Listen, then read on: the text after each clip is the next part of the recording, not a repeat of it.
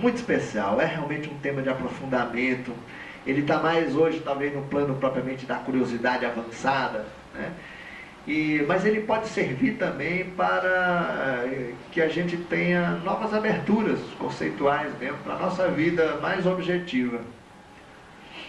E ajude a gente a superar preconceitos que esses todos atrapalham, né?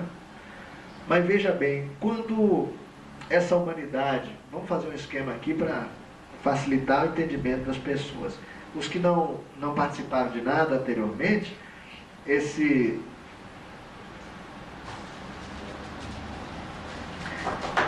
capítulo, esse assunto foi tratado num assunto chamado A Verdadeira História da Humanidade, né? Que é uma história diferente de outras tantas humanidades. No fundo, cada uma tem a sua história, mas a humanidade da Terra tem uma história muito específica. Então nós vamos fazer aqui o esquema, vamos chamar, aqui é um sistema de 2 sóis e um grande planeta central também, que aqui na Terra nós chamamos de Sirius A e Sirius B. A astronomia já identificou que a estrela Sirius é dupla, né? E os ETs dizem que ainda há um grande planeta cego que gira no centro do sistema. Uma tremenda complexo orbital, né? Um negócio deve ser muito bonito você ver isso no céu, imagina, né? Esse troço aqui carrega uma grande quantidade de planetas, alguns grandes, inclusive alguns com anéis também, etc, né? Um desses planetas aqui chamava-se Avis.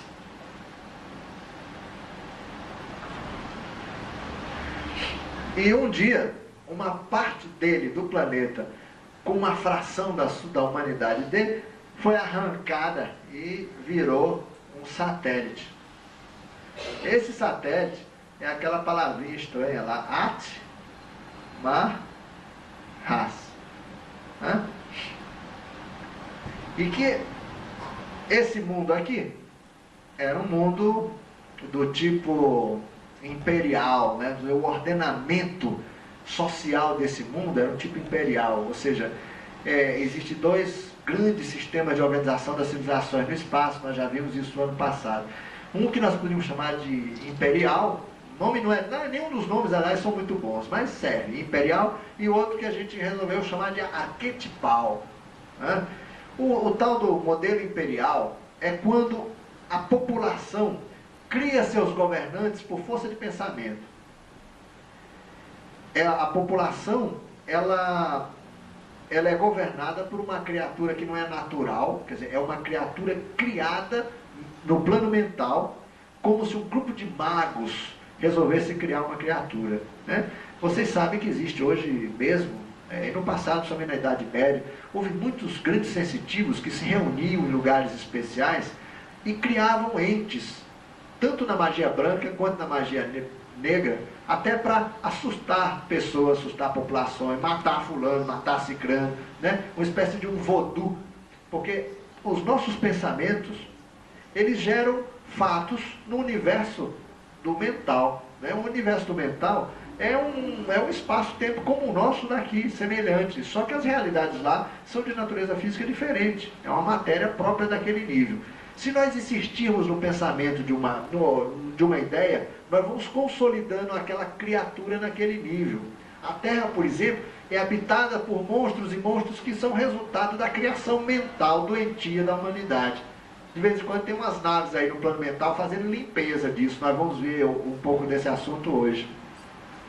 O plano mental terrestre fica sujo, poluído pela atividade mental individual e coletiva, né?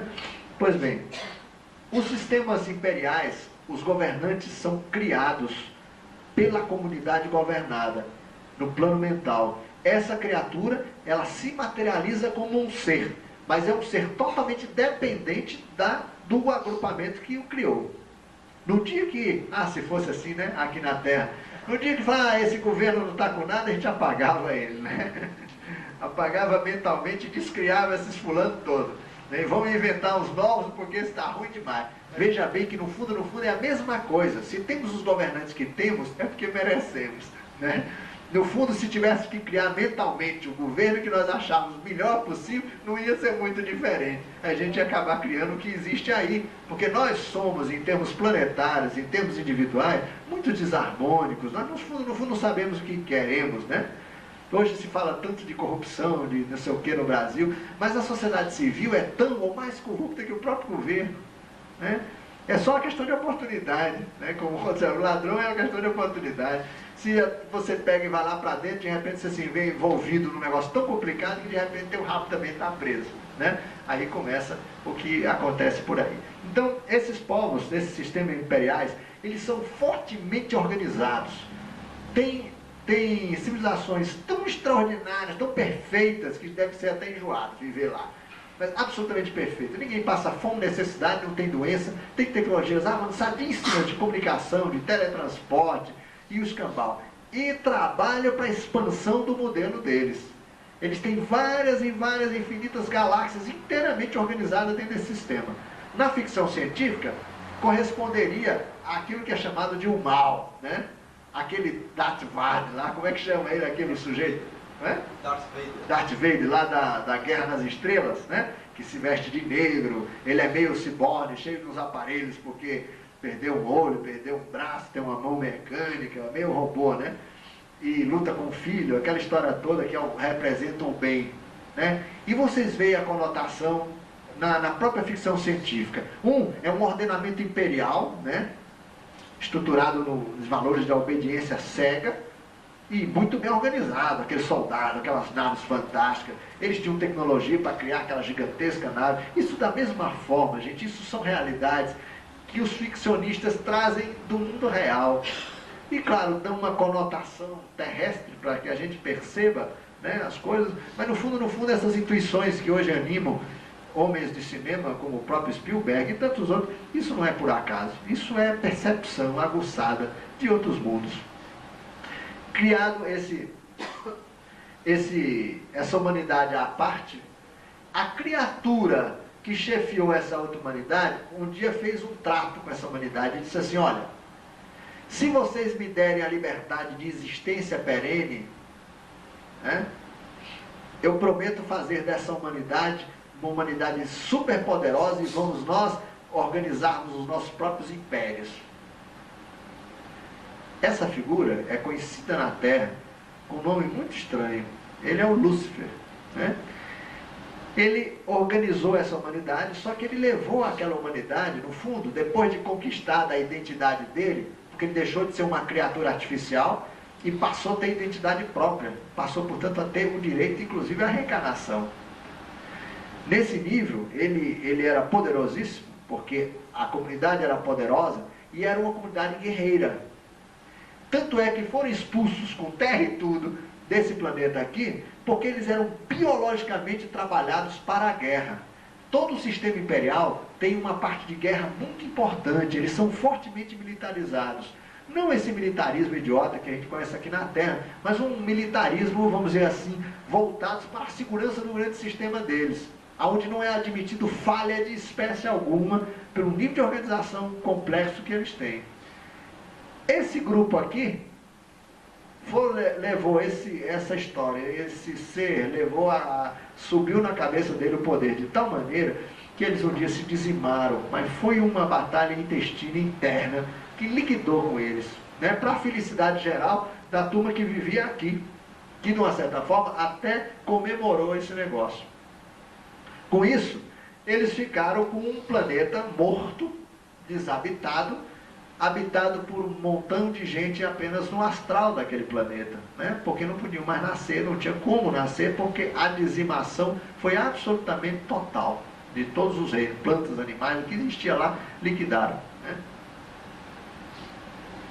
O que é interessante é que dizem que, apesar da antiguidade desse fato no tempo, eles dizem que ainda há vestígios de monumentos megalíticos desse tempo aqui.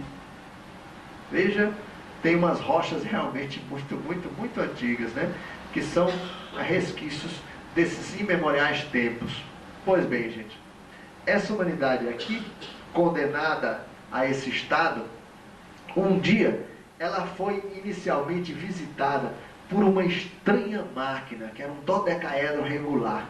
Veja as figuras geométricas. Ontem alguém me falou de entidades e formas geométricas. Está aqui a pessoa que me falou isso? Ontem? Ah, você, né? Veja aí, aonde é que aparece uma primeira figura geométrica. Essa humanidade foi visitada por um estranho dodecaedro regular. É uma figura muito bonita, que dá até para construir com papelão. A gente aprende a construir isso na escola de arquitetura. Ela lembrava-se uma espécie de um diamante estranho, né? Não, diferente de um diamante, um dodecaedro regular. E aquela bola estranha, meia luminescente, meia transparente, e que parecia pulsar, e de onde parecia se ouvir uma voz, ela andou por aqueles desertos. Tem um poema muito interessante sobre isso, mas de uma maneira tão imperceptível que absolutamente ninguém soube da presença dessa nave. Mas essa nave, ela foi remetida por níveis extraordinariamente superiores de espiritualidade para fazer uma investigação ali. Veja, uma máquina. Seres de altíssima envergadura mandaram uma máquina. Veja a importância que eles dão a isso. Não foi ninguém lá pessoalmente, foi uma máquina, né?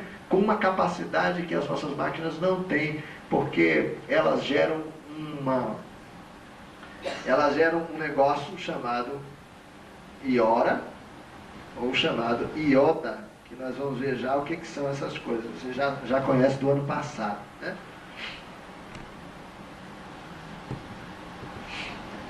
Isso aqui pode ser traduzido como sonda, e isso aqui como porta dimensional, ou campo dimensional. Vamos ver já o que é. Mas vejam, o importante é vocês perceberem que a primeira coisa que chegou aqui para fazer uma avaliação da situação foi uma máquina criada por entes extraordinariamente avançados no nível mental, e que projetou no nível etérico desse planeta, portanto quase invisível no plano físico, essa estranha máquina, com poderes incríveis. Depois a gente pode discutir. O que essa máquina foi fazer lá, gente? Por que ela foi? Quem mandou essa máquina e com que propósito essa máquina foi lá?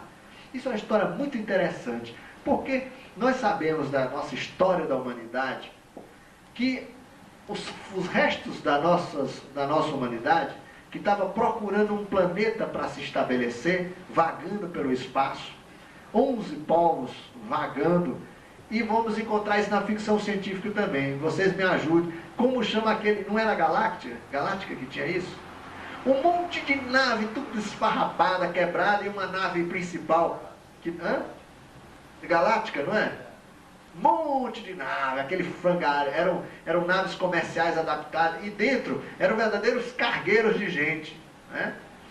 E a humanidade vagou assim durante muito tempo. Tanto é que eles usam a expressão por eras incontáveis. A nossa humanidade vagou em busca de um novo sistema para adotá-lo como planeta raiz.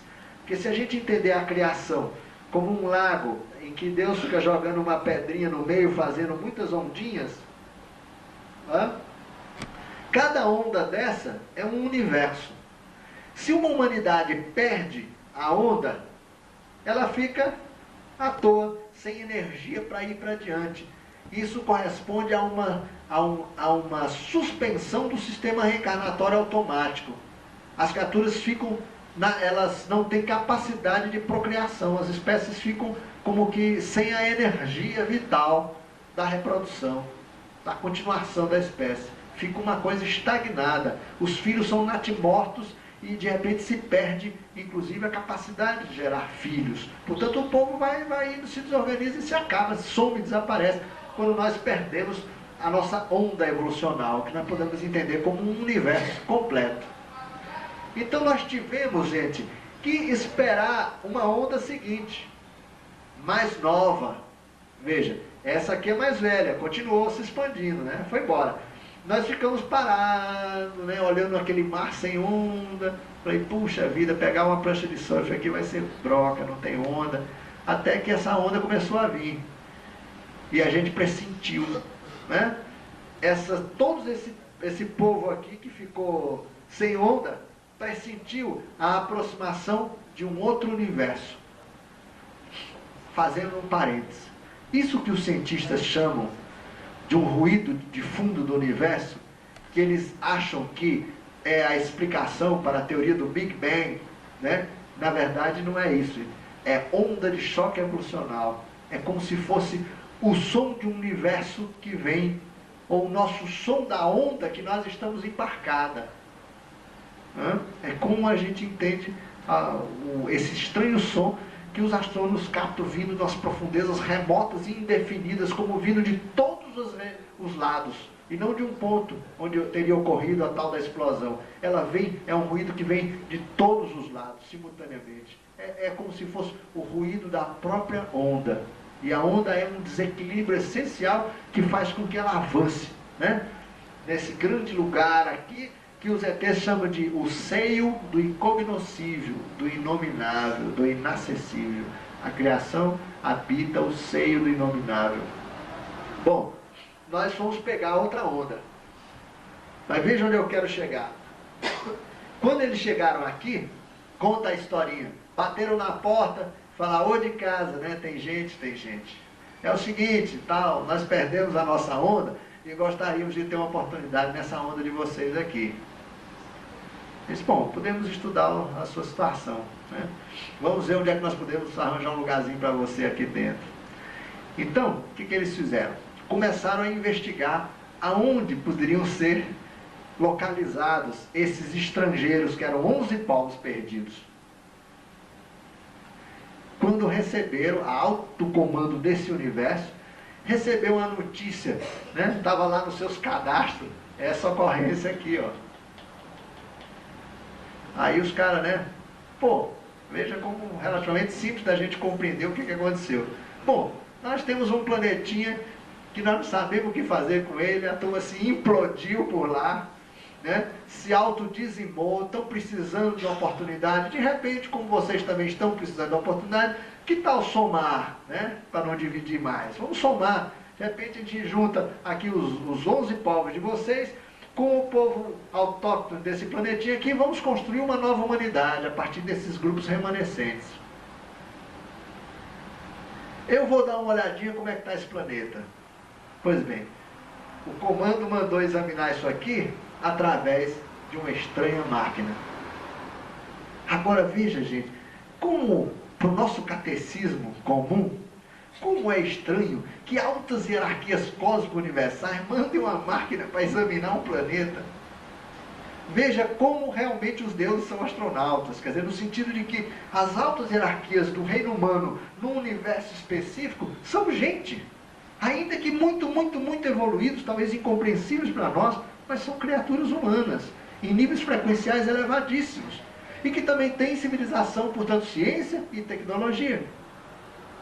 E se eles, e o grande papel das humanidades, do homem no cosmos, no contexto universal, é participar cada vez mais consciente de todo o processo de criação universal, nós somos agentes dentro da criação, nós somos criaturas atuantes dentro. O universo se transforma porque as criaturas se transformam. Não existe um Deus empurrando essa ondinha para frente, não. Essa onda avança porque as criaturas que integram essa realidade estão avançando. Elas levam a onda para diante. Nós ainda somos agentes pouco ativos, conscientes do negócio. Mas um dia, cada vez mais para frente, seremos agentes cada vez mais conscientes do processo e vamos ajudar a criar outras humanidades, implantar a humanidade, inclusive acabar com humanidades que há autorização para acabar, porque a nossa já passou por isso e, aliás, está numa situação tão complicada que se vier um comando lá de cima e diz, olha, tira esse pessoal de circulação, dança nós tudinho, né? Porque essa autoridade eles têm também. Cuidar dessa humanidade é um perigo, tá? Com não sei quantas ogivas nucleares.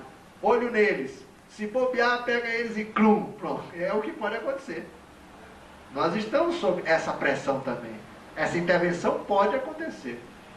Bom, mandaram uma máquina para examinar.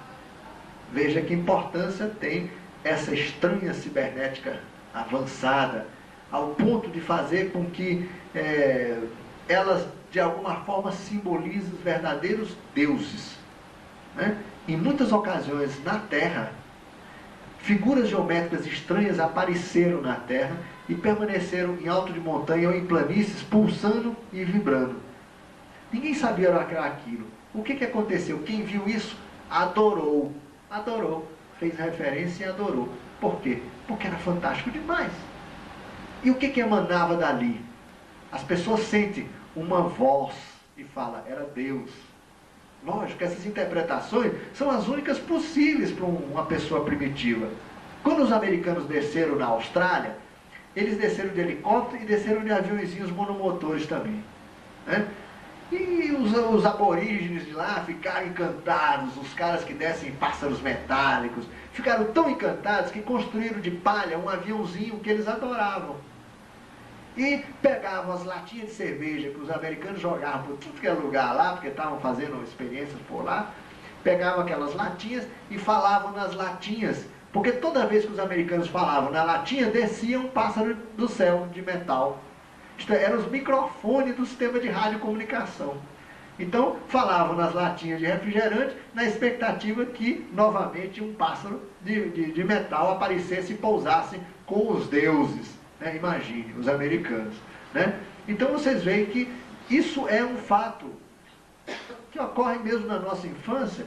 Os nossos filhos pequenininhos, eles, de uma certa forma, veem nos pais verdadeiros deuses, todos poderosos. Né? Pelo menos durante um tempo, né? Depois a história muda. Mas por um tempo é assim que eles nos enxergam. Então, da mesma forma, essas estranhas máquinas desempenham um fascínio tão incrível, mesmo hoje. Se uma dessas máquinas aparecesse por aí para fazer um trabalho de sondagem, ele seria motivo realmente de oração, porque ela irradia paz, serenidade, ela acalma os animais.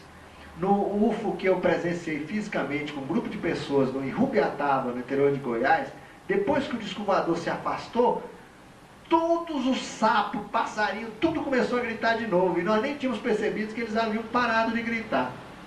Os passarinhos tinham parado de plantar, o sapo de coachar, e assim, o grilo de grilar, né? Ficou todo mundo quietinho, quietinho.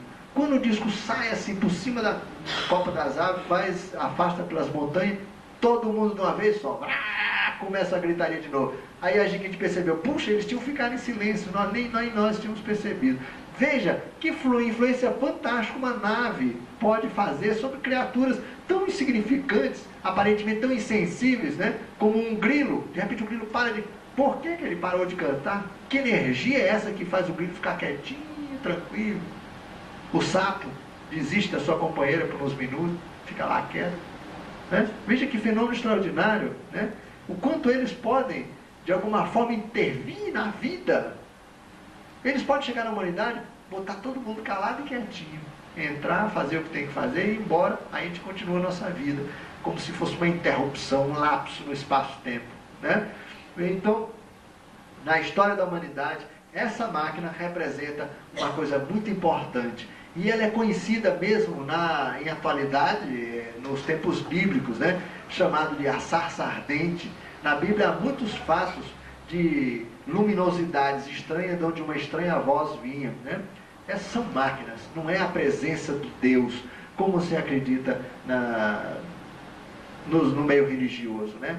Que Deus falou aos homens então. Né? O que foi falar com Moisés lá em cima do morro? Muito provavelmente uma máquina também, porque ele inclusive não foi autorizado a olhar a face de Deus, né? Não podia olhar, porque de repente a retina do olho dele queimava diante das energias de vibração decorrente da proximidade do equipamento, né? Que foi colocado lá, né? Através de um sistema que chama-se Iora.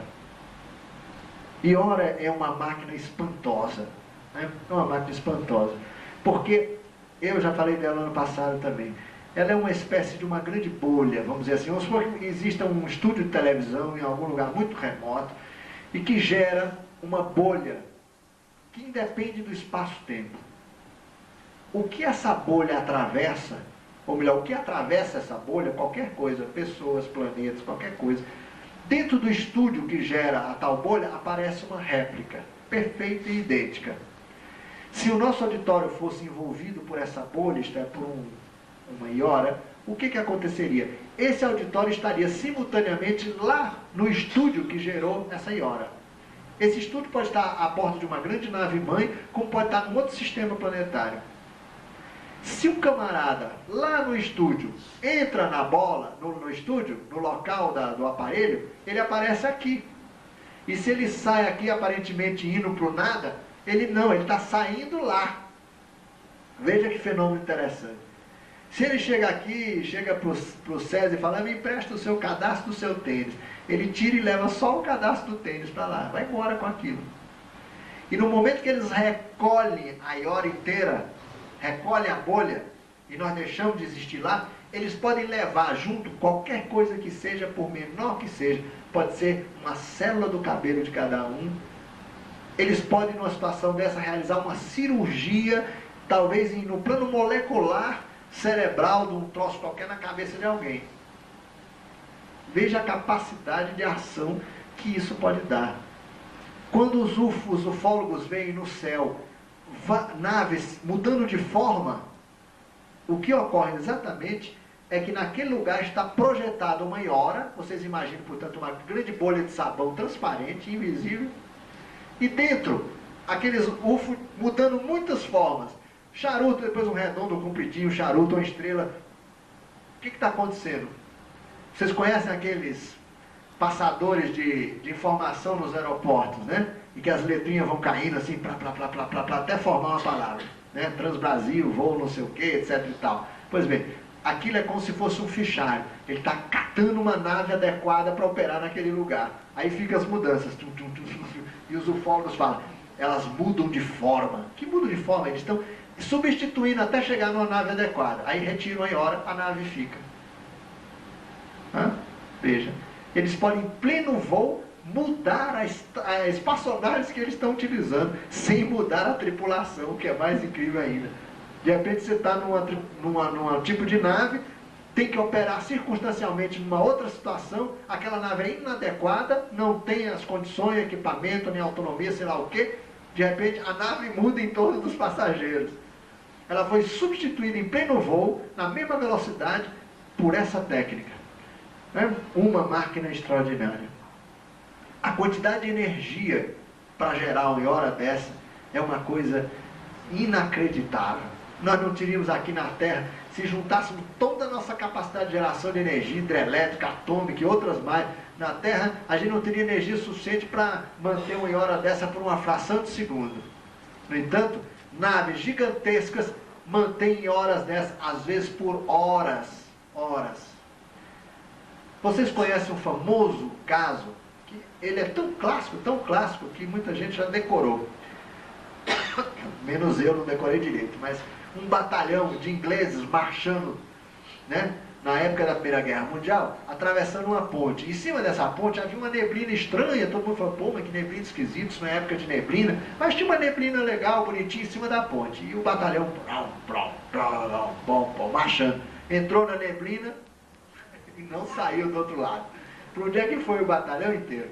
A neblina era uma manifestação física, possivelmente deve ter havido ionização do ar, né? E algum tipo de gotículas formou-se ali, formou-se a neblina, era uma presença de uma iora porta-dimensional. E o batalhão e entrou numa boa e ficou por isso mesmo. Onde é que o batalhão foi sair? Lá onde a iora foi gerada. De repente os caras, né, param assim, alguém lá da frente, né, quando desconfiou de tudo, alto, né? Bate todo mundo no outro, olham para trás assim, não vê mais ponte, estrada, coisa nenhuma. Então, em outro lugar, gente, completamente diferente. Imagina a surpresa, né? Imagina a surpresa. Então, são coisas que a nossa ciência hoje, isso parece pura loucura. No entanto, as comunicações, eles explicam perfeitamente como fazem isso, por que fazem, e em que circunstâncias usam esses equipamentos extraordinários. Bom, essa primeira máquina que foi introduzida aqui em Atmaras para fazer um primeiro levantamento, foi enviada pelo Conselho dos Sábios desse universo aqui, para investigar a situação. É possível que isso se faça no próprio momento da reunião, porque eles dizem que 3 reuniões vão acontecer. Quer dizer, já aconteceu essa primeira, que chegou para esses estrangeiros e falou assim, ou melhor, foi a reunião em que os estrangeiros pediram para entrar. Né? Tem o lance de bater na porta, aquela historinha. Então houve uma primeira reunião desse grande conselho cósmico, desse universo aqui. Eles ganharam como presente, resultado disso, 7 sistemas solares. Né? Um dos sistemas solares é esse que nós hoje estamos aqui. Mas o sistema não tinha um planeta adequado.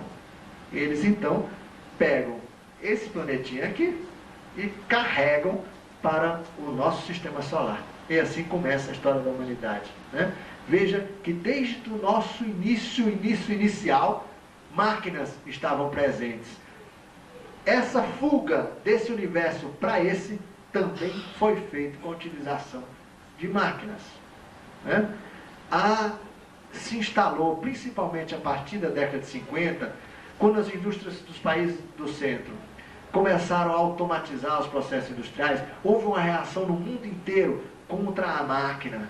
Eu mesmo tenho livros antigos, né, de discussões terríveis sobre o perigo das máquinas, a possibilidade do computador um dia vir controlar o homem. E vocês conhecem mesmo da ficção trabalhos incríveis nesse sentido, como por exemplo aquele do...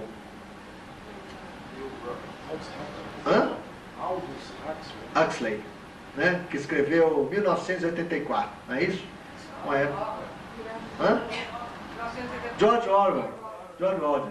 O que o outro escreveu? Não, o Isaac Asimov mesmo, todos, ele roubou. Admirava o Mundo Novo, Huxley. Né? Então, eu queria lembrar, realmente era de Admirável Mundo Novo. Vocês veem como havia, de uma certa forma ainda, enrustido, um preconceito violento contra o progresso das máquinas. Né? A máquina substituindo o homem, aquilo parecia uma coisa muito ruim. Mas, na verdade, é um tipo de preconceito que ainda nós temos. Ora, veja, quantas pessoas hoje admitiriam, por exemplo, que nos controlando existem máquinas, robôs e tantas coisas assim? Será que nós não valemos tanta coisa? Não, gente. É porque as criaturas que geram essas máquinas, né, geram com amor. Eles têm uma capacidade, como nós já sabemos utilizar tecnologia para salvar vidas, para enfim melhorar a vida e uma série de coisas, eles também têm isso. A substituição de poderes naturais da criatura por máquinas, ou a extensão desses poderes através de máquinas, é perfeitamente compatível com toda a criação. Deus não fez as coisas e falou, não podeis construir máquinas. Não disse isso, jamais. Não existe essa história. Tanto é que existem sistemas solares inteiramente artificiais que foram montados a partir de restos de outros sistemas. Né? Há muitos mundos mortos que foram transformados em bases interplanetárias, ocos, inclusive todo por dentro, como talvez seja o caso de Ganímedes. Né? Eu acredito muito nessa tese porque há algumas comunicações que levemente tocam no questão de Ganímedes, satélite de Júpiter, ser na verdade uma grande base construída a partir de um satélite natural morto, né? Sem vida mais, ou com pouca vida, né? Já abandonado pelo espírito do planeta. Bom, então veja que máquina é uma coisa que é marcante da nossa existência, da nossa história desde o início. Tanto daqueles de nós que nos originamos daqui, dessa humanidade, quanto aqui. Porque só foi possível nós mudarmos de universo porque nós tínhamos ciência e tecnologia avançadíssima para fazer isso. Isso não é coisa para seres primitivos. Nós éramos seres muito avançados, e aliás foi porque abusamos dessa capacidade, desse avanço, que nós perdemos a nossa onda evolucional e tivemos que começar tudo de novo num outro universo. Quando esse planetinha aqui teve que ser retirado desse sistema solar aqui, de Aridon, carregado para ser colocado num outro sistema solar, vamos representar aqui, que está o nosso Sol, Ors, né? E aqui a órbita da Terra, que na época foram colocados aí 2 planetinhas, 2 satélites grandes, um deles é a Lua, né? O outro é Plutão, está lá no fim agora do sistema solar. Os 2 foram colocados ali. Esse transporte daqui para cá, Terra foi trazida para cá, também foi feito por engenharia muito avançada. A engenharia dos cíclopes, né? Aqueles seres de um só olho, gigantes, que são chamados Moás, que quer dizer os mais antigos, elemento de sistemas solares. Então veja, terminada a reunião do Grande Conselho, foi dito que 7 casas nós possuiríamos. 7 casas, quer dizer, sistemas solares nos foram dados. Tipo assim, olha, vocês podem ocupar esses 7 sistemas solares. Nós vamos colaborar e vamos ajudar. Mas existem regras que devem ser observadas. Regra tal, tal, tal, tal. Foi estabelecido um acordo, um contrato. E esse conselho tem os seus, vamos dizer assim, embaixadores acompanhando todo o processo. São entidades que estão fora do campo do quaternário, são seres que estão no nível já do angélico. Os grandes guardiões da experiência humana, eles não estão no dó, ré, mi, fá. Eles estão lá, depois do fá, sol, lá, si. Eles estão nas 3 notas, de frequência mais elevada em nível do universo, do nosso universo atual. Pois bem, eles são os guardiões da experiência, porque quem empresta 7 sistemas solares, não empresta e abandona. Mantém uma fiscalização, não como a do INAMPS, essas fiscalizações de ICMS por aí e tal, não, é uma fiscalização mesmo, é uma presença fantástica, e essa presença é uma máquina. Vocês vão ver quantas máquinas, eu comecei da mais antiga, e vocês vão chegar até as máquinas que eventualmente vocês estão carregando no corpo hoje, por conta do trabalho dos guias de vocês. Mas veja a presença da máquina em toda a nossa existência. E um dia saberemos também construir e operar. Primeiro operar, depois construir também essas máquinas, dominando os princípios de funcionamento delas todas. E são máquinas de uma ciência muito avançada. E são máquinas perigosíssimas se na mão de povos primitivos. Mas vamos falar também como é que eles guardam esses segredos, para evitar que humanidades primitivas tenham acesso a conhecimentos que poderiam desequilibrar toda a ordem estabelecida. Porque essas máquinas são como que concessões da divindade, na medida em que permitem níveis de intervenção absolutamente profundos, estruturais. Elas mexem com a intimidade mesmo do ordenamento universal. São máquinas, portanto, fantásticas no sentido e altamente perigosas se na mão de gente que não sabe o que faz com aquilo, ou que tem intenções inconfessáveis. Pois bem, mais engenharia então para trazer isso daqui, trazer para cá. Quem fez esse translado, além de máquinas e robôs, foram os cíclopes. O cíclope não é gente de carne e osso, é gente como a gente, só que um olho só na testa. É estranha a cabeça dele, porque o crânio converge para um só orifício, e tem raças que nem nariz não tem. É diferente a constituição física deles. Mas continuam as máquinas. Esse conselho aqui, no momento que teve que tomar a decisão, mandou essa máquina para cá. Depois que os estrangeiros se reuniram todos, eles se estabeleceram, isto é, nós nos estabelecemos nos 7 sistemas solares que nos foram dados. Mas só montamos quartel, uma infraestrutura maior, nesse sistema, porque aqui iria começar realmente a experiência de, vamos dizer assim, de resgate da condição de eternidade. Porque, veja bem, quando nós saímos daqui, a gente não estava mais reencarnando.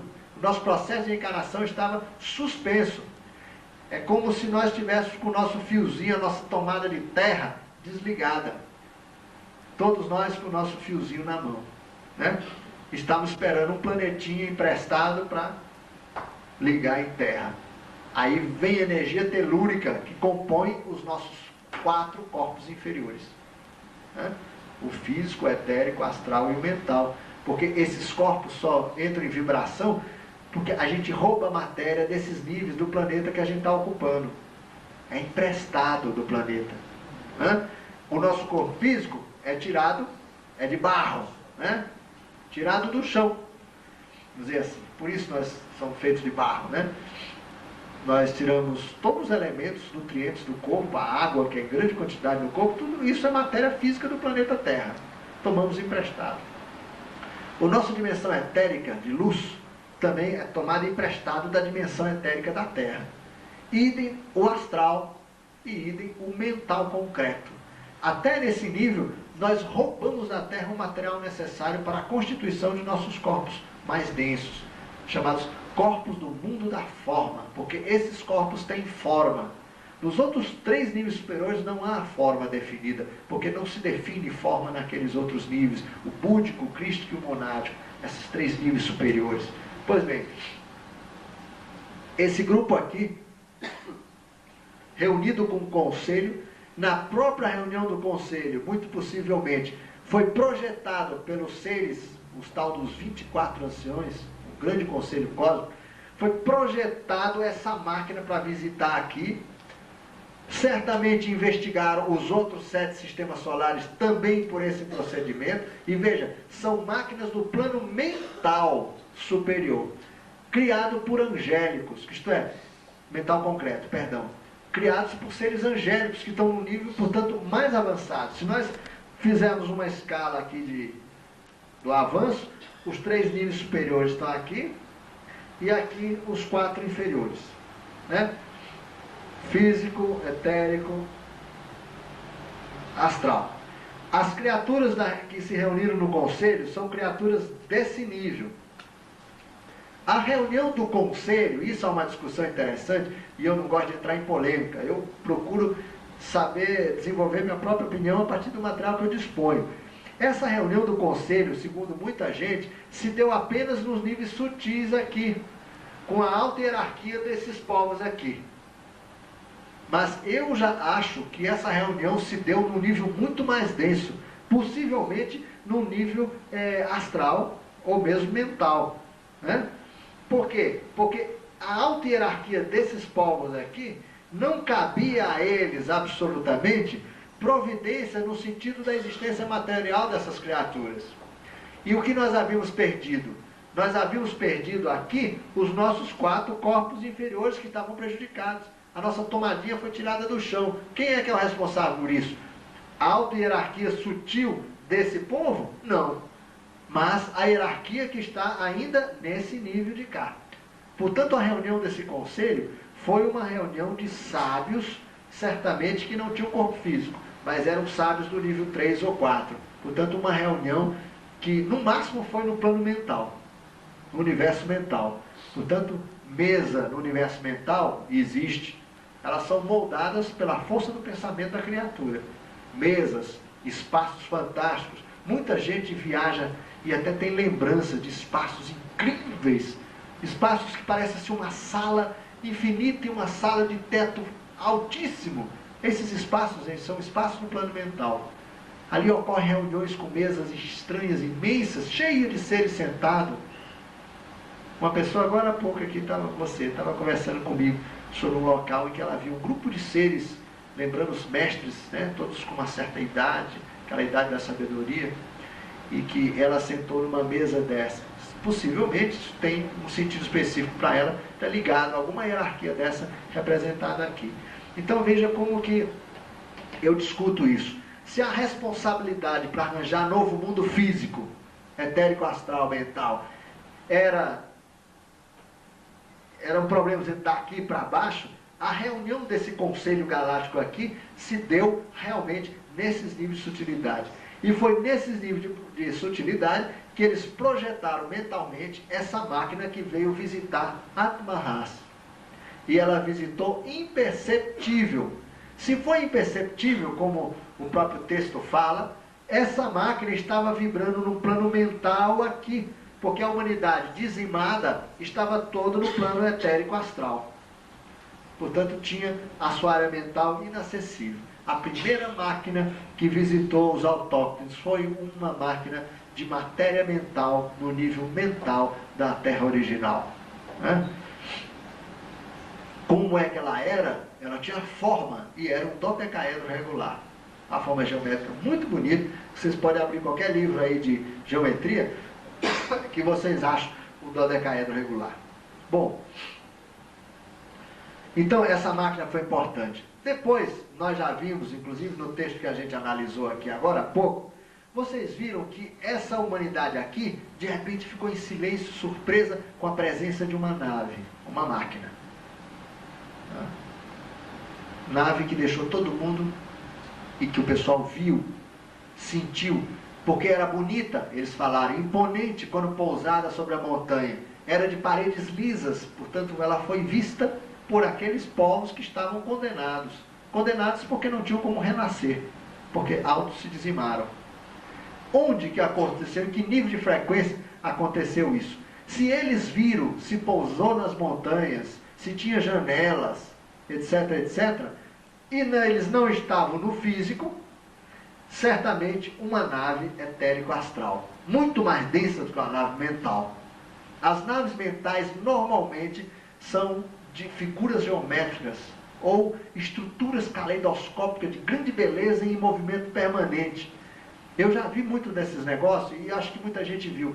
É uma espécie de um monte de pontos coloridos muito bem organizados, formando geometria muito rica, como um caleidoscópio. Vocês sabem o que é, né? Aquele negocinho que a gente olha, cheio de espelhinho, né? Vai formando aquelas figuras bonitas. Pois bem, e que há uma energia que vai para o centro e uma outra também que sai do centro para a periferia. É um negócio em movimento, assim. Uma coisa linda, porque dali emana uma coisa, é uma mandala em movimento, uma mandala ativa, viva. Isso são as máquinas e as figuras geométricas luminescentes, que parecem pulsar. Elas parecem ter um som, uma música até, como falam alguns textos que se referem a uma melodia mesmo. Então, veja essas máquinas do plano mental como são. As máquinas etérico-astrais já têm janelinha. Veja o nível de densidade como aumentou estupidamente. Porque a outra nem passageiro não tem. É a presença da mente dos seus projetores. A turma que estava lá no conselho projeta a presença deles através de um recurso desse. Aqui não, era uma máquina montagem feita mesmo, em nível etérico-astral. Porque ela tinha janelinha, paredes lisas e pousou em cima da montanha. E se ela foi vista pelo povo desencarnado. Portanto, ela não era uma nave física, embora pudesse chegar inclusive ao plano físico do planeta, desaparecendo no etérico astral, porque ela seria invisível lá no momento que baixasse a frequência para o físico. Aí o que ela ia encontrar no físico? Um planeta completamente deserto, dizimado, né? Era deserto e mais deserto. O fim da loucura lá foi tão grande que diz que nem os mares sobraram. Quando a Terra foi trazida daqui para o nosso sistema solar, ela veio sem mares, sem nenhum mar. Ela era totalmente seca e era menor do que o tamanho que ela tem hoje, porque era um planeta semi-morto. Quando foi arrancado daqui para cá, né, eles com tecnologia avançada ativaram o núcleo daqui para se manterem vivos, né? Porque ela roubou parte do sistema do nuclear desse planeta de onde ela descendeu. Há vários casos, os próprios astrônomos estão estudando possibilidade de, nos sistemas solares, acontecer choques de planetas em que arrancam verdadeiros pedaços, e esses pedaços, depois de muito tempo, acabam tendo um ordenamento geométrico esférico, se acomodam, se esfriam e passam a ser mais um satélite por aí, né? Quer dizer, muitos satélites são formados pelo colapso, pelo encontro, né? Pelo abarroamento mesmo no espaço de planetas grandes, que se espalham seus pedaços por todos os lugares, né? Esse monte de pedacinho que tem órbita aí depois de Marte, provavelmente foi resultado de algum tipo de desastre muito sério que algum planeta sofreu, porque só tem pedaço miúdo, negócio, os asteroides, né? Pois bem, então, a colocação dessas duas bolinhas aqui também foi feita por máquinas. O translado também foi auxiliado por uma engenharia extraordinária, cheia de máquinas. E por fim, depois que a Terra é colocada aqui e o planeta, o satélite que sobrou foi jogado para os infernos do sistema solar, que é Plutão, né? Começou um negócio, gente, absolutamente incrível. Com a ocupação dos 7 sistemas solares, nós montamos bases nesses 7 sistemas solares, né? Nesse momento aqui, acontecia uma reunião muito importante, porque esse pessoal daqui, a chefia desse pessoal daqui, esses estrangeiros, chegou para conversar com essa humanidade aqui.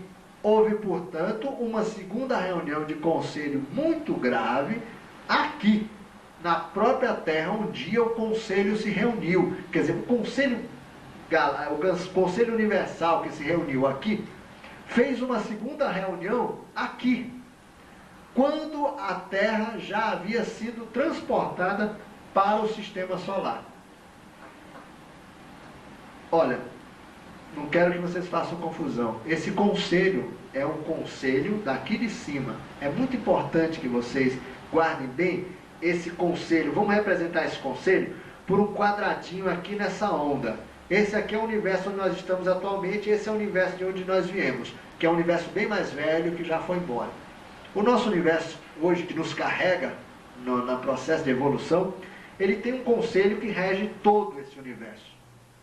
Esse conselho aqui é o que nós chamamos de conselho da trindade desse universo.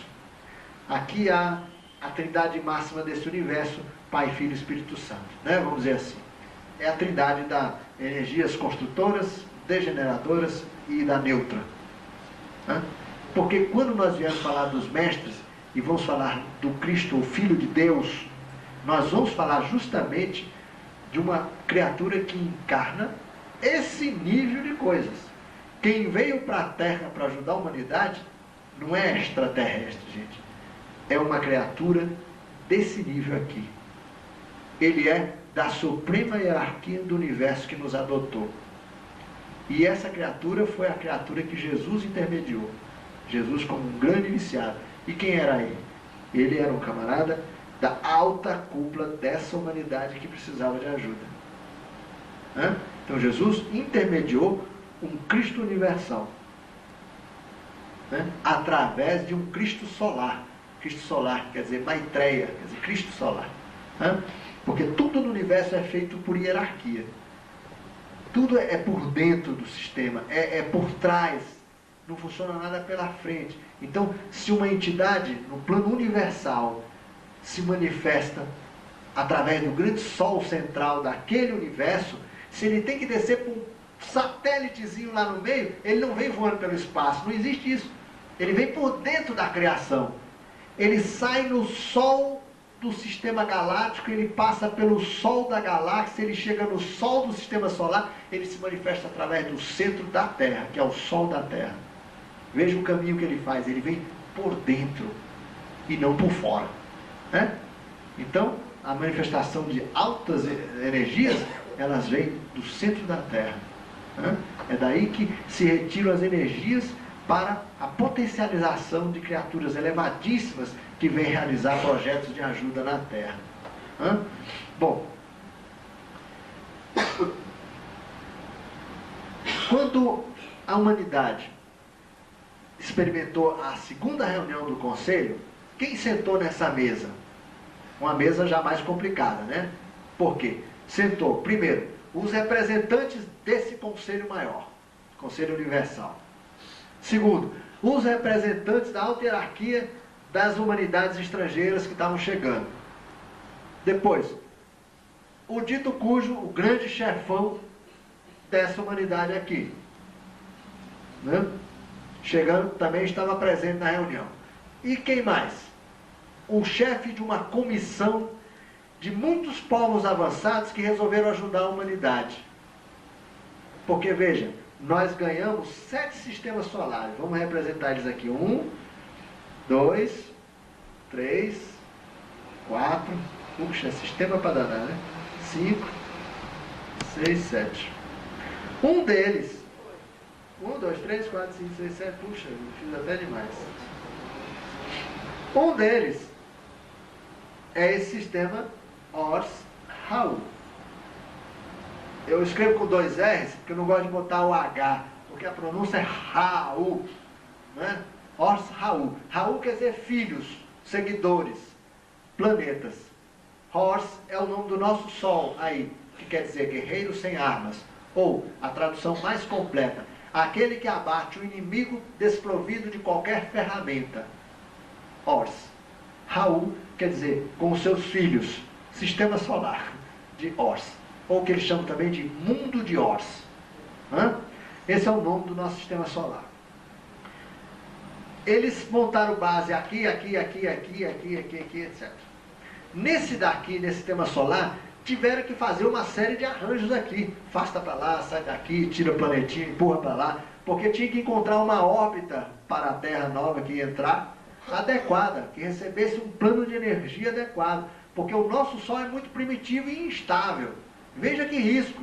Nos deram a cavalo dado nos olhos dentes, não é dito assim? Pois bem, nos deram um sistema solar instável, em processo de amadurecimento, com vários planetas invisíveis ainda que não se precipitaram na matéria física, com humanidades diversas, hiperfísicas aí também nesse processo de descida ao plano material, e inclusive humanidades materiais de origem daqui que já se mandaram. Tudo um sistema solar complexo, fortemente vulnerável em função de sua própria maturação interna. Mas eles abriram aquela órbita, colocaram provisoriamente 2 planetinhas lá, e quando a Terra chegou, retiraram esse planetinha, botaram lá para fora, virou Plutão, né? E depois houve várias convulsões sérias, que explodiu o planeta do sistema solar. Essa história é bonita, mas não cabe aqui no caso.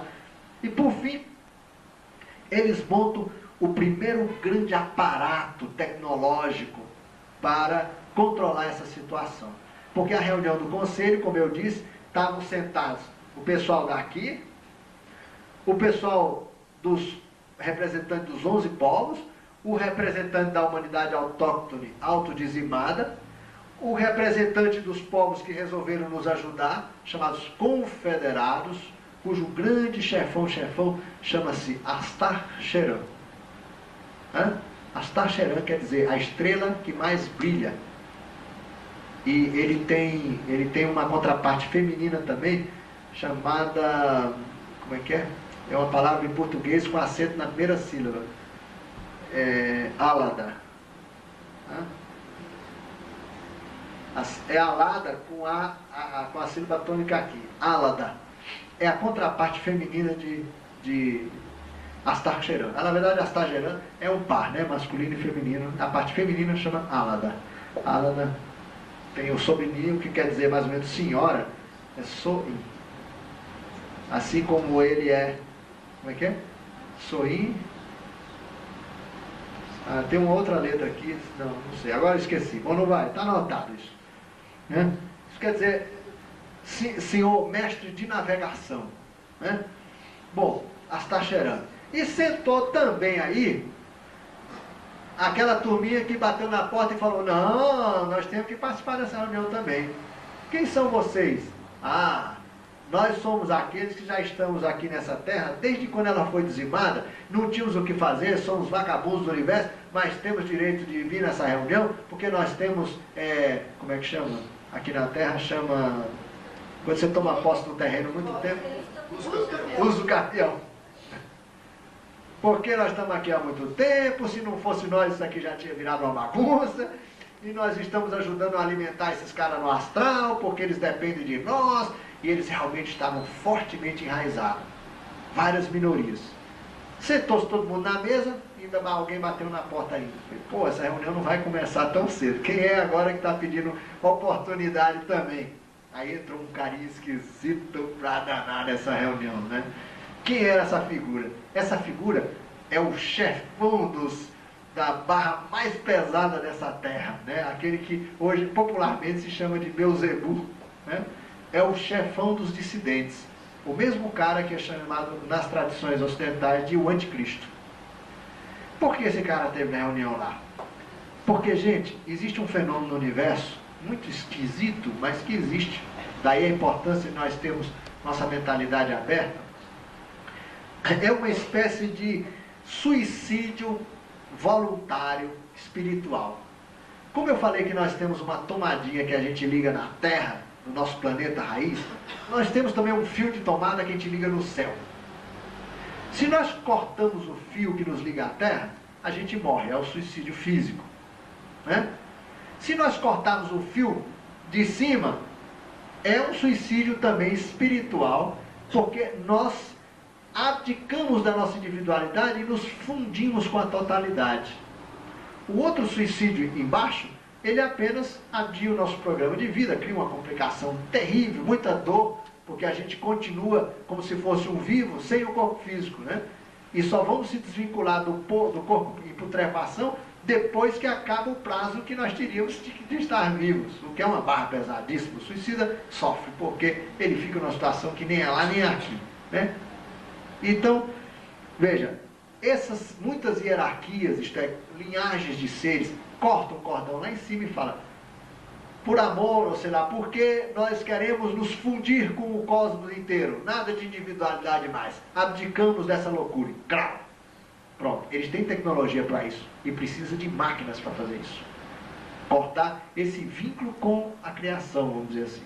Bom, só que a turma lá de cima decide, as hierarquias mais densas que descendem deles, monadicamente, espiritualmente, chega lá embaixo e fala, pô, vocês aí fizeram isso e nem nos consultaram aqui embaixo, quem disse que a gente queria desaparecer? Essa turma de baixo começa a resistir, a não querer desaparecer. Mas eles já estão desligados porque é um ramo de uma árvore, né? Aqui um tronco da árvore, aqui tem um galho, aqui tem uma série de galinhos e tal, pererê, parará, papapá. Se o turma do tronco aqui corta, pumba, um dia esse galinho aqui da pontinha também morre. Só que a decisão foi tomada pelo galho principal. Quando chega aqui no fim, gente, começa a acontecer na criação um fenômeno muito interessante, a reação ao desaparecimento, né? Quando o grupo não reage, nós falamos que são povos em desaparecimentos não dissidentes. Mas de vez em quando tem uma fraçãozinha que vira dissidente, isto é, reage contra o desaparecimento. Aí o que eles fazem? Eles passam a viver parasitariamente ligados a outras humanidades, chupando energia. E eles se alimentam de ectoplasma vivo. Isso que a gente libera, toda vez que a gente tem ataque de histeria, de raiva, de loucura, de sai dizendo besteira lá, isso libera uma quantidade fantástica de ectoplasma. Tanto é que eles vivem cutucando para a gente ficar bem nervoso, irritado com a vida, e tome e libera ectoplasma, porque é um alimento fundamental dessas criaturas. Eles são seres de baixa energia, eles não conseguem nem incorporar mediunicamente. Não tem energia para isso, porque não tem a ligação cósmica. No entanto, tem uma capacidade incrível de azucrinação. Eles geram desequilíbrio, desarmonia, produzindo esses fenômenos de inquietação, grandes movimentos de massa. Por exemplo, o estádio de futebol, para eles, é um manjar dos deuses. Porque se libera ectoplasma vivo numa potência, numa quantidade fantástica, que pode ter certeza, todo fla-flu, os caras estão lá em cima chupando. Né? Chupando energia para valer, porque libera. Não há ligação de hierarquia entre Deus e Lúcifer, não. A confusão quem faz é a tradição ocidental depois. E eu vou explicar por que há essa confusão, que é interessantíssima, né? Bom, então, o último cara que bateu na porta entrou, né? Sentou também, como toda criatura nesse universo, respeitada e tal. Gente, essa ideia que nós temos que ele é mau, isso não é bem assim, gente. Ele sobrevive com o povo dele, ele luta para sobreviver. Ele vive dessa energia, é um povo que está reagindo ao desaparecimento. Quer deixar herdeiros, se não pode deixar vivos, deixa máquinas. E sabemos que eles fazem isso. Máquina de azucrinação, bom barato, né? A gente podia botar uma máquina dessa vibrando aqui em cima, saía todo mundo bravo daqui de dentro, né? E isso existe. Isso é magia negra, né? Todas as ações de magia negra que trabalham com força da natureza, no fundo, é porque estão sintonizados com os aparelhinhos dos dissidentes. Porque o que interessa para eles é que todo mundo tem ataque histérico para liberar ectoplasma, para valer, né? Música, um bom rock pauleiro é excelente para eles. Drogas, muito fumo, muita carne com sangue, tudo isso libera ectoplasma em quantidades boas e ectoplasma de alta qualidade, que interessa, né? Para eles. Bom, veja, agora, é por maldade? Não, é desespero. Ele não entrou nessa reunião com chifre e rabo, nada disso, gente. É uma criatura, aliás, muito bonita, muito imponente. Ele se veste como um grande príncipe, né? Muito bonito na sua configuração esotérica. É uma figura muito bonita, né? De grande poder. E o povo deles tem uma tecnologia muito avançada. Eles montaram um quartel-general na Terra. Por quê, gente? Porque lá naquele planetinha aqui, eles podiam beber não ectoplasma, mas muita energia daquele povo que havia se dizimado, então sobrou ectoplasma, era uma atmosfera de ectoplasma livre, porque se autodizimaram. E todo o corpo cuja vida é tirado antes do prazo, todo ele vira ectoplasma, é energia pura liberada fora da época. Então, aquele planeta se autodizimou, quer dizer, toda a população foi para os ares, sei lá se foi nuclear, que tipo de dizimação eles providenciaram, mas o fato é que não sobrou ninguém. Então, também. Pode ser que seja o dia dele mesmo, né? É difícil a gente saber, porque há também mortes antecipadas por violência, é acidental, mas existe. A eutanásia possivelmente, né? Mas, gente, é muito difícil a gente saber isso. É muito difícil saber se aquele desencarne estava ou não no programa. Mas veja, toda a morte, gente, a partir de um certo dia, ela pode, na verdade, ocorrer em qualquer momento.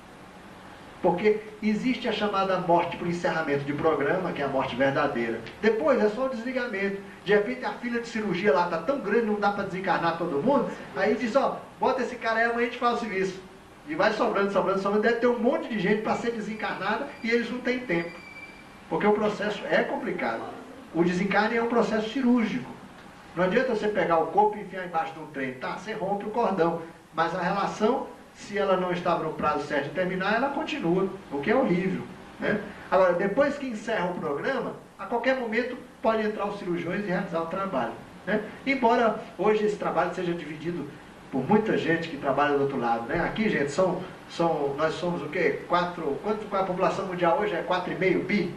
Bom, nós somos 24 milhões que podemos encarnar na Terra. Então tem inclusive muitos não encarnados que participam desses trabalhos de cirurgia, de ajuda, até gente encarnada participa, né? Eu conheço muitos centros espíritas que têm um dia dedicado ao auxílio a quem está nascendo e a quem está morrendo. É justamente o trabalho das cirurgias de encarne e desencarne. Bom, são os médiuns de transporte, né? Sai do corpo e vai participar da equipe cirúrgica que faz o nascimento ou que faz a morte, né? Cordão umbilical, ou corta ou emenda. Bom, então vamos à tal da reunião, né? E foi colocado no centro dessa mesa uma pérola. Primeira interpretação, pô, uma pérola, né? Não é uma pérola. Para mim era uma televisão tridimensional, holográfica, sei lá o quê, porque ao se discutir as questões, as imagens de todos os sistemas solares, de tudo foi mostrado por ali. E todos viram, porque aquela pérola irradiava luz, né? E de suas profundezas surgia tudo o que havia para ser discutido. Veja, é a própria bolinha de cristal da cartomante, né? Uma máquina incrível. De repente as nossas bolinhas de cartomante aí, no fundo, são corruptelas de alguma máquina fantástica de ver as coisas, né?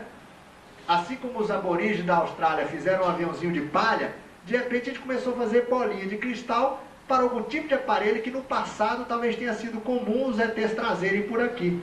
E colocava em cima da mesa para ensinar coisas, porque aquela bolinha era o que? Dentro daquele campo que parecia uma bola de vidro ou de cristal, ali havia projeções de cenas tridimensionais, exatamente como os japoneses estão fazendo agora nas experiências revolucionárias holográficas, né? A TV holográfica vai ser uma realidade. Isso vai mudar tanto o conceito e a própria técnica na área de teatro e televisão, porque as pessoas terão que assistir o espetáculo de qualquer lado. Não terá frente, né? Palco e fundos de palco, né? Tanto é que algumas poucas experiências que fizeram de transmissão pegam corridas de automóveis, pegam basicamente de cima, né?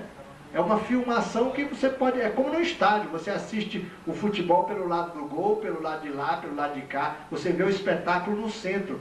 As televisões do futuro serão exatamente desse tipo, né?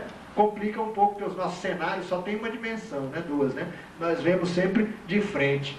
Os atores têm que representar sempre voltados para a câmera. Isso vai ter certamente que mudar, porque no outro sistema holográfico nós vamos ter várias câmeras documentando a mesma imagem de ângulos diferentes e um processamento eletrônico vai compor aquela imagem tridimensional e projetar, né? E nós vamos ver, portanto, a cena completa, de cima para baixo, de dentro para fora, né? Bom, então na mesa dessa incrível reunião, a segunda reunião do conselho, havia uma pérola em cima, uma pérola talvez tecnológica, né? Uma pérola que era uma televisão. Veja mais uma vez a presença fantástica de altíssima tecnologia numa reunião essencialmente espiritual, na medida em que eram criaturas de níveis elevados de frequência, tomando decisões importantíssimas. Né? E tomaram algumas decisões muito graves. Primeira decisão.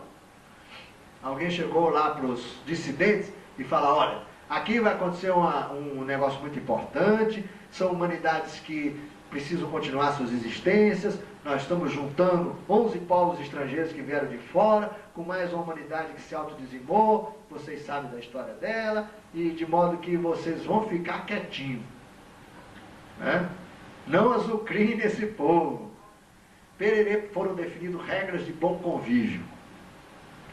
Todo o saldo de ectoplasma eles podiam pegar, até da morte de animais, né? Hoje a gente mata boi, que não é brincadeira, vê quanto de ectoplasma a gente libera. Veja a luta contra a história de comer carne, não só para a nossa saúde, mas porque a gente pararia de liberar ectoplasma, que fortalece justamente os grupos dissidentes aquartelados aqui. Há uma importância, portanto, estratégica de guerra. Se todos nós deixássemos de comer carne, não se matariam bois, não havia liberação de ectoplasma, baixaria o nível do estoque de ectoplasma deles, dificultando a ação deles. Né? Portanto, há um papel estratégico também do vegetarianismo no mundo de hoje. É uma guerra, gente. Tudo é, essencialmente, uma guerra. Bom, e para os dissidentes, portanto, disseram para eles que o negócio tinha que se comportar bem, até mesmo na Bíblia se refere agora à nova era de uma grande guerra em que eles serão expulsos e prisioneiros por 1000 anos. Né? Isso faz parte da literatura sagrada. Bom, e aqui apenas gostaria de destacar mais uma vez a presença de uma máquina extraordinária. E vamos descendo. Nessa história vamos encontrar ainda muitas máquinas. Concluída a reunião, estabelecido o comando de forças, né? Chegaram-se para os povos, para o representante, para Astacheran, o representante dos povos que estão nos ajudando nisso, os confederados, e falaram para eles o seguinte: bom, esse equilíbrio é muito delicado, é necessário que haja gente armada, quer dizer, haja uma armada celeste tomando conta desse equilíbrio. É aí que nasce uma missão chamada dos Vitsiatimons.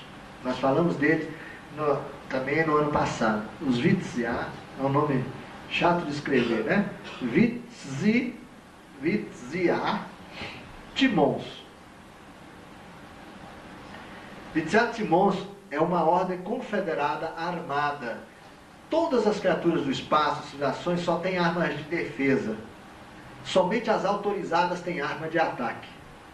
Os Vitsiatimons são os grandes polícias, né, vamos dizer assim, que estão patrulhando toda essa estrutura de poder para manter aquilo que foi decidido naquela reunião de conselho, a distribuição de forças. Né? E esses 11 povos conseguiram todo o poder para eles, no sentido de que o projeto era deles. Os perdedores aqui no lance era essa comunidade autóctone que queria se fundir com os 11 povos. E eles tinham basicamente o mesmo nível energético de avanço espiritual e tecnológico. A única dificuldade é que esse povo daqui foi alijado do seu planeta de origem porque ele tinha uma informação genética belicosa. Eram seres feitos para a guerra. Porque nos sistemas imperiais, eles criam os exércitos, isto é, aquelas ordens armadas, determinando isso inclusive no plano genético do indivíduo.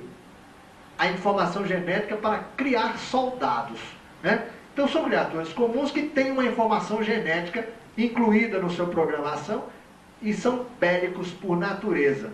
Ou seja, a humanidade autóctone, no fundo, é aqui a grande responsável pelas guerras na Terra, por todo tipo de ato de violência, no fundo porque aí está a origem das confusões, das grandes guerras aqui no mundo, ou esse instinto, né, de guerra, que aliado ao instinto animal que nós temos também muito forte em nós, virou realmente essa confusão que virou. Mas não tínhamos saída, não havia o que discutir.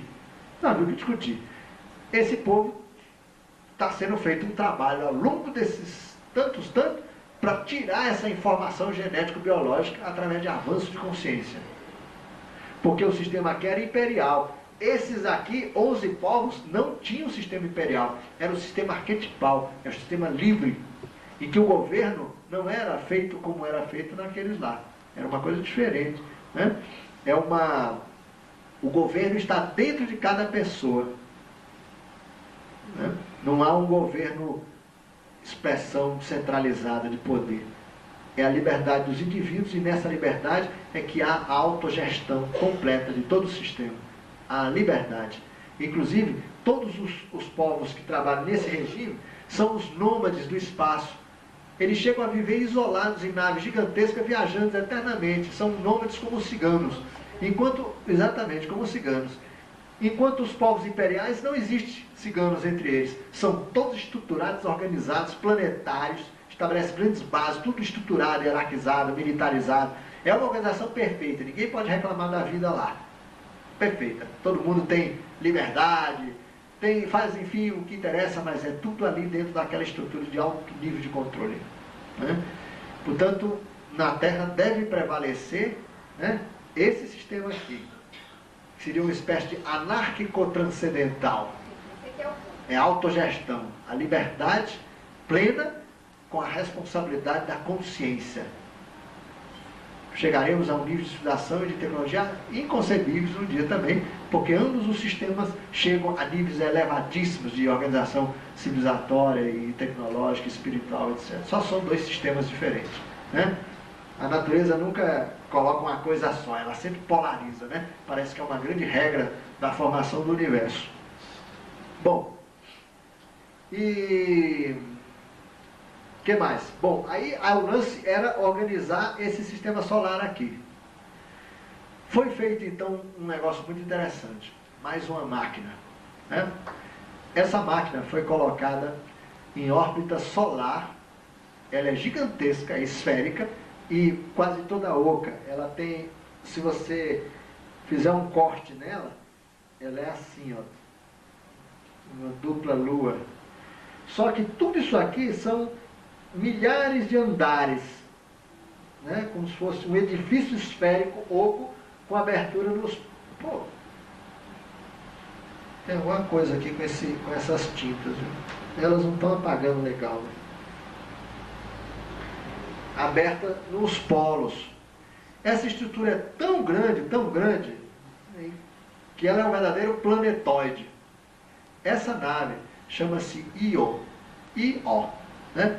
Quer dizer centro, eixo, ponto de convergência e de divergência. Io. Essa nave Io foi colocada orbitando o próprio nosso Sol como quartel-general de todo o controle da experiência que ia se dar no sistema. Ela fica sempre atrás do Sol em relação a nós. A gente nunca vê. Ela tem uma densidade que permite a ela, embora mais próxima do Sol do que a Terra está num lado, ela está sempre se escondendo, quer dizer, sempre eclipsada pelo Sol. Nunca é vista por nós, né? Mesmo órbitas muito elevadas, órbitas polares, não teria condições de ver em função do tamanho do Sol, né? Há uma nave americana que atravessou o Sol. Aliás, isso aí é um dado que pouca gente sabe, mas muito importante para nós esotéricos, porque os contactados antigos, espiritualistas e todo o conhecimento esotérico... Você teria trato um jornal que publicou isso? Foi Folha de São Paulo há muito tempo. E como é que eu vou saber? Eu fiquei impressionado com a notícia. Os americanos soltaram um satélite. Aí começaram a esperar ele parar de funcionar, porque ele estava tão próximo do Sol que deveria ser consumido e completamente destruído pela alta temperatura do Sol. E foi. De repente ele, pum, parou de transmitir. Sabe o que aconteceu com ele? Ele chegou no Sol, atravessou o Sol, saiu lá do outro lado e continuou a funcionar. Plástico, metal, tudo que havia nele, absolutamente não aconteceu nada. Ou seja, o Sol é como os espiritualistas, os místicos dizem que é, e não como a ciência pensa que é. Porque os místicos falam, a temperatura no Sol, na superfície, é 36 graus centígrados. É um verão terrestre. Segundo, isso que a gente vê, imenso, é como se fosse uma camada estratosférica do Sol. O Sol é bem menor, é um núcleo cinza rico de grafite, pequeno, de onde libera-se uma quantidade de energia impressionante que seria insuportável para o tipo de vida que nós conhecemos aqui. Então, se você estivesse em pé no Sol, propriamente, a parte densa dele, você não viria o céu, você viria, na verdade, uma camada fantástica de movimentos eletromagnéticos estranhíssimos, né, que emite quantidades fantásticas de energia, e espécies de labaredas, etc, etc. Mas, na verdade, o Sol não é uma grande fornalha nuclear, como a ciência imagina. E esse magma todo é de baixa temperatura. E de onde vem esse calor incrível, né? Ele é decorrente da queda de frequência das emissões do próprio Sol. Essa luz que nós vemos aqui é a luz da energia do Sol na nossa atmosfera e na energia da Terra. Porque o espaço é escuro, gente. Você sai da atmosfera da Terra, você mergulha na escuridão. Então, cadê a luz do Sol? Por que de repente não existe luz do Sol entre o Sol e a Terra e a escuridão? A ciência sabe disso e ela chama de paradoxo não sei de quem. Porque o céu deveria ser totalmente iluminado e, no entanto, não é.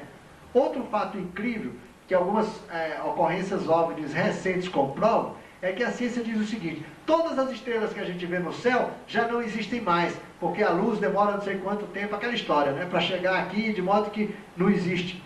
Acontece que existe, exatamente como nós vemos, porque há naves que vêm, como essas que chegaram nos Estados Unidos agora atrás dos companheiros dele, contado pelo pesquisador americano, eles vêm de estrelas que, segundo os astrônomos, não existiriam mais. Eles vão e voltam em segundos. Veja que a nossa concepção astronômica de céu, de sol, de sistema, está completamente equivocada. Completamente equivocada. Temos que mudar tudo isso depois, né? Essa grande máquina é de uma beleza extraordinária. E ela tem um cara que é o patrono, o chefe dela, né? Que é um representante tirado aqui dessa mesa. Essa tecnologia aqui, gente, é uma tecnologia mista, porque ela é tecnologia dos povos estrangeiros que vieram para cá, associado também com conhecimentos da humanidade autóctone e principalmente conhecimento dos povos confederados que estão nos ajudando. Então, foi construída isso, ela é construída nos níveis sutis de realidade e precipita a matéria depois para ela se densificar, porque ela opera no físico, no etérico, no astral e no mental. É, portanto, uma nave com concomitância de atividade nos 4 níveis. É nesse lugar que alguns cientistas já foram em viagem de desdobramento, que existe o famoso elevador interdimensional, por falta de outro nome. Quer dizer, é um local como se fosse um elevador, que já foi visto até a bordo de discos voadores mesmo, em que o camarada entra e dentro do elevador ele desaparece. É como se fosse um iora permanente. Você entrando dentro daquele local, em vez de você subir de um andar para outro, você muda para a base na outra frequência, né? Então existem elevadores que podem perfeitamente mudar os seres de um andar para outro, mas também existem os elevadores interdimensionais, que é aquele que pega o sujeito e joga para outra frequência. Então, ele está caminhando, por exemplo, na nave física. Tem uns amigos vão tomar um cafezinho lá na nave hiperfísica, na etérica. Ele entra dentro daquele elevador, e aliás tem uma lista de botão, né, etérico, que nem andar, né? Isso eu estou brincando, mas apenas para facilitar a compreensão. Ele aperta o botão etérico, abre a porta, ele sai, ele não está mais na nave física, e nem está com o corpo físico. Ele está com o corpo etérico, está na nave etérica, né? Vai, toma um cafezinho e volta, etc, etc. Ou seja, a nave é concomitante, opera concomitante em todos os níveis. E uma das coisas que é mais linda aqui de se ver é uma nave física mergulhando pelo polo, alta velocidade. Isso é um espetáculo que eu conheço uma mulher do Rio de Janeiro que assistiu, e a própria tia Neiva, do Vale do Amanhecer, conta que viu esse acontecimento, né? Ela estava fora do corpo físico dela, nessa nave. Portanto, ela estava no nível etérico astral, corpo astral, tia Neiva. De repente, ela está olhando para aquele grande vazio de Io e encantada com a distância em que a outra face dela estava. É como se ela estivesse aqui num andar aqui, olhando para uma janela, esse grande vazio, que era imenso. Ela viu então esse buraco aqui no céu dela, da nave, né? Foi um verdadeiro céu, um buraco escuro. e de repente entra um centelha de luz, um fio de luz que na ponta do fio de repente vai engrossando, e pá, forma uma nave.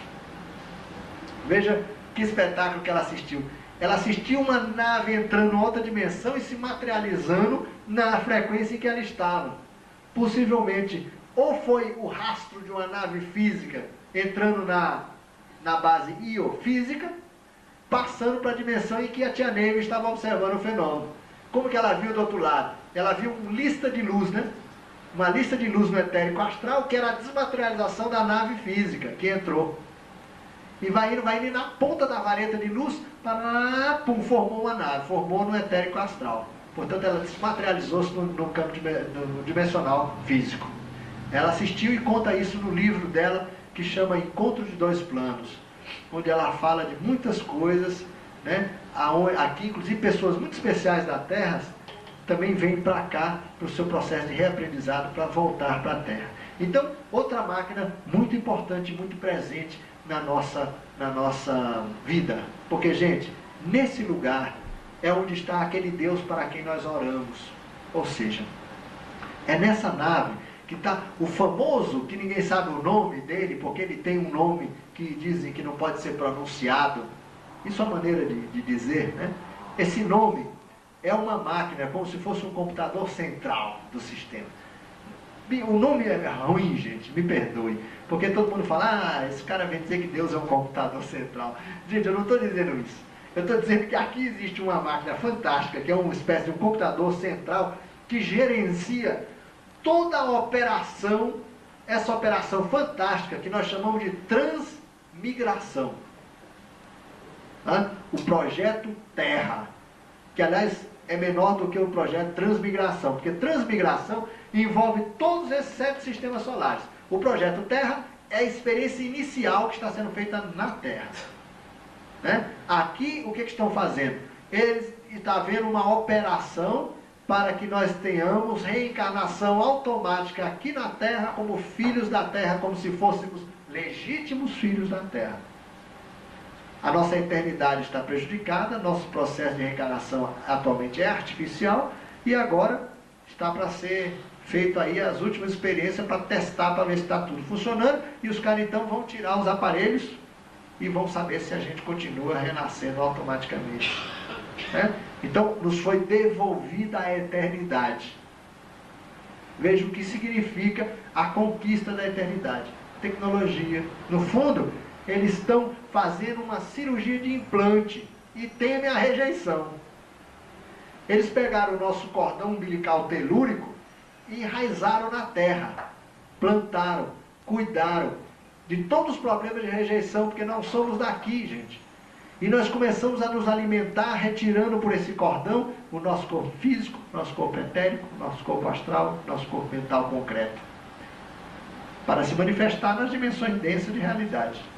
Esse cordão umbilical ainda está com a sutura ainda viva, né? Agora que cicatrizou, vem a turma aí para tirar os pontinhos agora, para ver se o negócio pegou. É que nem um enxerto de um limoeiro numa laranja, num pé de laranja, né? É feita aquela cavinha, vem com a mudinha de um limão, já bem mais velho às vezes que a laranjeira, né? E é colocado ali e tal, enxerto, tem toda uma técnica própria, aí de repente começa a nascer limão da laranjeira, né? Ela rouba a seiva pelo tronco nas raízes da laranjeira. Então quem está enraizado aqui é a humanidade autóctone, ela é própria daqui, ela tem suas raízes na terra. O processo de nascimento dos autóctones aqui é automático, ainda que tenha que sofrer uma certa ajuda, porque o plano energético foi fortemente acelerado, né? Mas a turma que veio de fora, os 11 estrangeiros, que é a esmagadora maioria, inclusive, esses todos dependem de cirurgia para nascer e para morrer, para tocar de corpo. Bom, então, mais uma máquina na nossa vida, essa aqui, e dentro dela, esse computador central, que é o grande gerente de tudo. Por que eu digo que esse é o Deus para quem nós rezamos? Porque, gente, essa é uma operação tão extraordinariamente grande, tão inimaginável para a nossa pequenez de imaginação, né? Que sem o auxílio de máquinas, que vocês viram que até agora essencialmente a gente só falou de máquinas, porque de gente mesmo, né? Eles só sentavam na mesa para discutir, mas só discutiam porque tinha uma máquina em cima da mesa. só se reuniram porque máquinas trouxeram eles.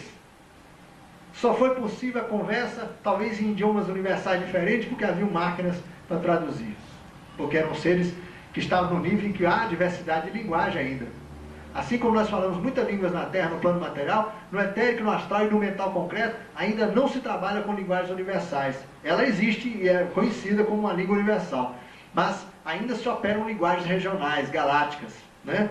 Com alfabetos próprios, muitos dos quais até conhecidos aqui na Terra desde muito antigamente, mas sem saber ainda, ninguém sabe o sentido deles.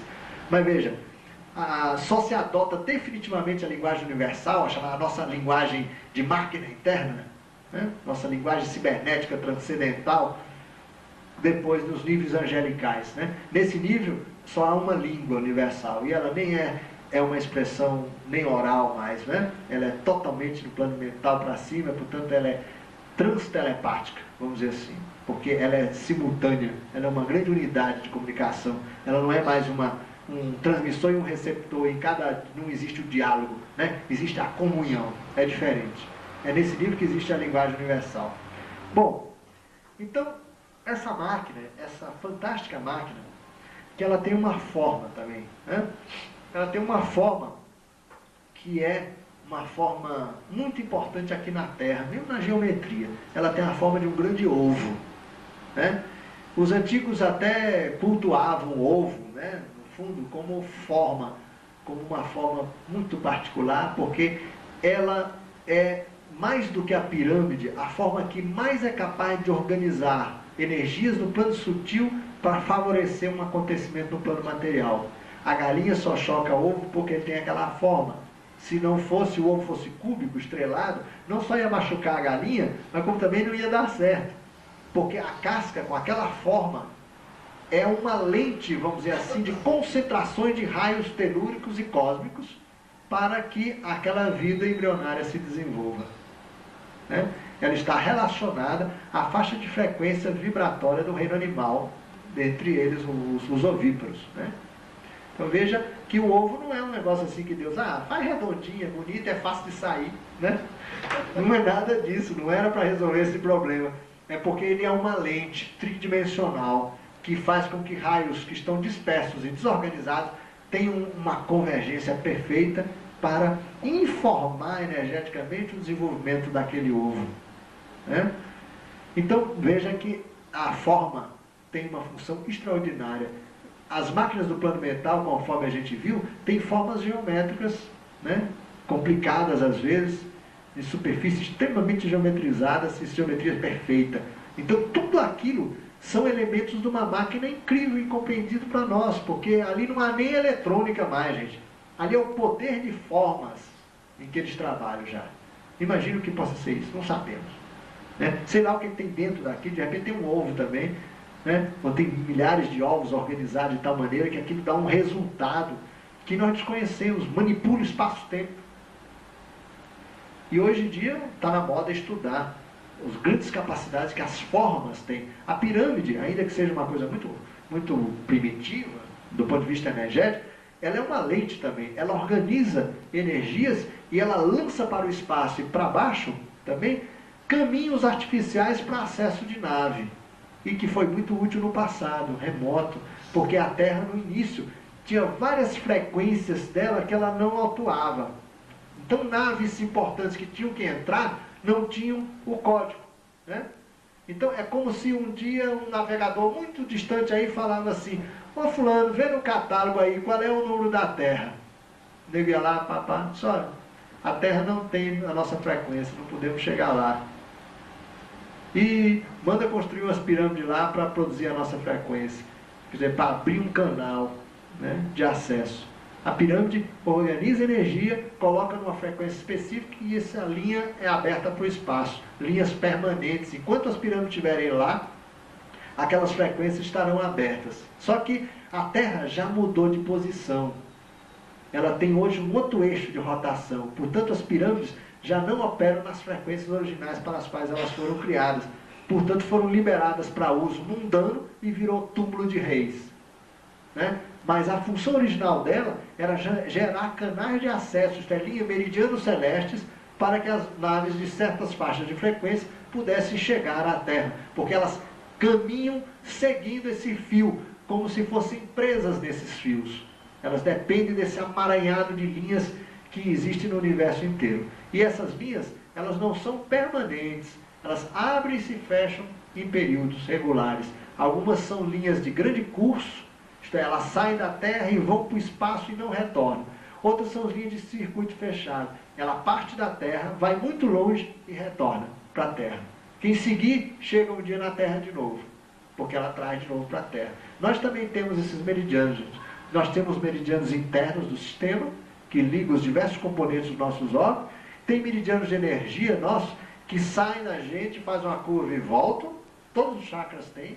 E tem linhas abertas, que saem da gente, sim, o entendimento entre as pessoas, o sentimento de afetividade, de atração, de magnetismo pessoal. São as linhas abertas. São essas que podem irradiar amor e podem trazer coisa ruim também para a gente, né? Dependendo. Se a gente não usa para irradiar amor, esses canais são usados para entrar coisa ruim. Por isso que... porque nós somos um verdadeiro espinho, porco-espinho de energia saindo da gente, né? Forma um carrapicho de luz. Vocês sabem o que é carrapicho? No Nordeste esse nome é carrapicho, é aquele negocinho que gruda na veia da gente no mato, né? Então nós somos... né? Ficão, pois é. Carrapicho de luz. É um grande nome, né? Tá aí, vamos criar uma nomenclatura nova. É assim que a gente vai criando os nomes. Bom, mas deixa eu falar dessa máquina, porque o nosso tempo está correndo. Esse Deus, né? Nesse grande esquema montado, que é o projeto global, que é mais do que o Terra, o projeto da transmigração, cujo quartel-general é essa nave Io, que é um verdadeiro planetoide, quase um planeta, né? Ali foi construída essa máquina com a capacidade de acompanhar cada indivíduo que está participando dessa experiência. Tanto os estrangeiros, quanto os autóctones, os confederados, outras minorias que estão aqui dentro, os dissidentes, enfim, todos, né? Com exceção, eu falei dissidentes, né? Com exceção dos dissidentes, que não podem ter um arquivo desse tipo, porque como essa é uma máquina, vamos dizer, como que eu falo? Uma máquina integrada ao universo vivo, os dissidentes não são passíveis de registro nela, porque eles são desligados do universo. Eles são como que restos mortais ambulantes de uma civilização. Eles não podem ser cadastrados. Portanto, o acompanhamento que se faz deles é no bico, é na marra, é acompanhamento com nave, é acompanhamento com aparelho, é fiscalização em cima dos caras. Porque eles não podem fazer o tipo de acompanhamento que faz pra gente. Cada um de vocês tem o chamado nome próprio espiritual. Que nome? Agora vocês podem perfeitamente entender. Vocês têm o CGC de vocês lá em cima, é o códigozinho de acesso lá na máquina.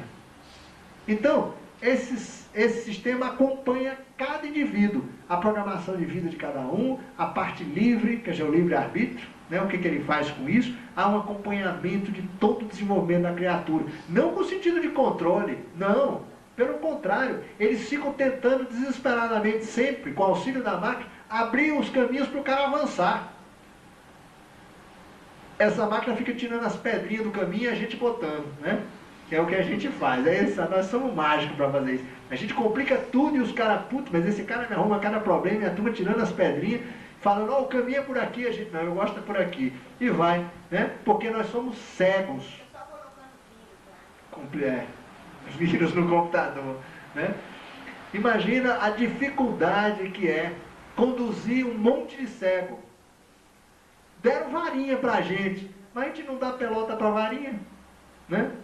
Aprende tacando a testa no lugar, depois a canela, e vai sofrendo, para ver se a gente aprende a andar de acordo com um caminho que é mais rápido, mais simples, mais fácil de fazer, energeticamente mais em conta, e que vai nos levar rapidamente ao estado de consciência.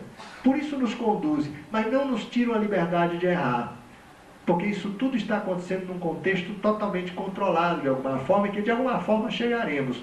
Os que não conseguirem atingir o objetivo serão transladados para outro planeta para continuarem lá suas experiências reencarnacionais, né? Aí continuarão artificialmente, porque terão que começar da estaca zero de novo, porque terão que arrancar o seu cordão umbilical já mais ou menos bem enraizado na Terra e levar essa mudinha semi-morta para enterrar no outro sistema, no outro planeta. E é o tal do planetão que todo mundo fala aí, né?